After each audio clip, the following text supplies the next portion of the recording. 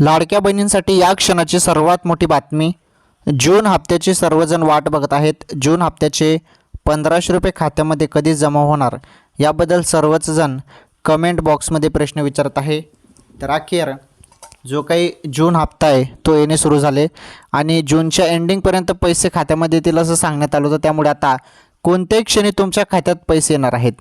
तर बघा, अचानकपणे कोणत्याही क्षणी 1500 रुपये तुमच्या खात्यात आता पडणार आहेत. सर्व लाडक्या बहिणींना पडणार आहेत ते पैसे.